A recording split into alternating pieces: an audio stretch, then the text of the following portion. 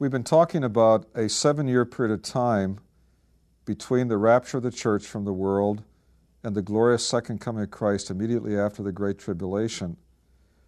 What's the basis for this idea of this 7-year period of time between those two events? The foundational passage for that 7-year period of time is in the Old Testament, specifically in Daniel chapter 9, verse 27.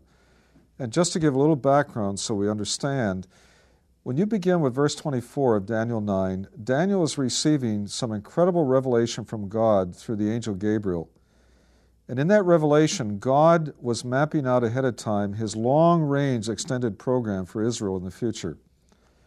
He says in verse 24 that 70 weeks, literally 70 sevens, are determined for your people, Daniel's people, that would be Israel, and for your holy city, that would be the city of Jerusalem.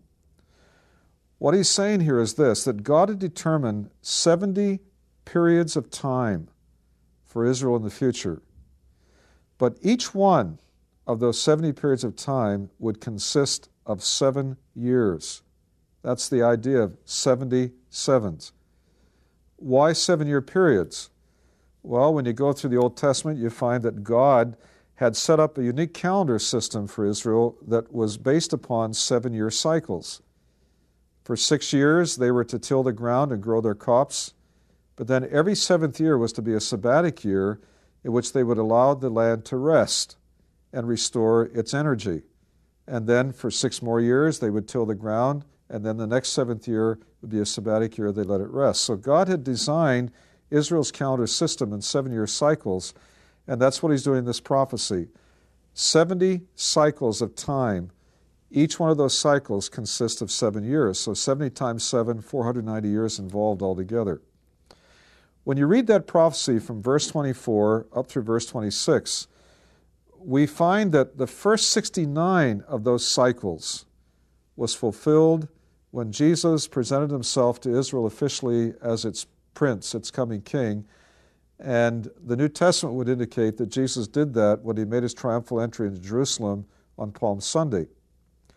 Then when you examine that prophecy in depth, you find that there's a gap of time between the end of the 69th cycle of 7 years and the beginning of the 70th or last cycle of 7 years.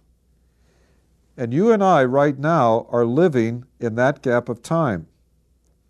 That tells us, therefore, that the last cycle of 7 years has not yet begun. And we could call that the 70th week or the 70th seven.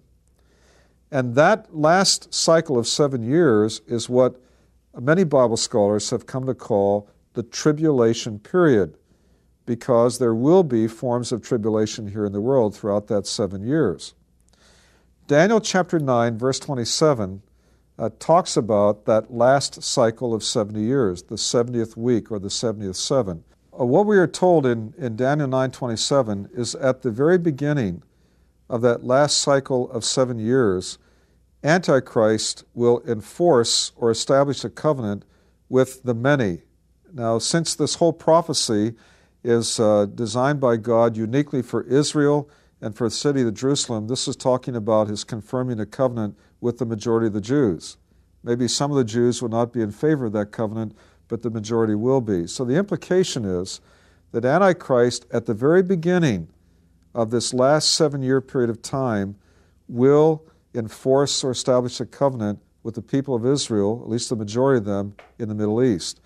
And we are specifically told that that covenant will be established for 7 years.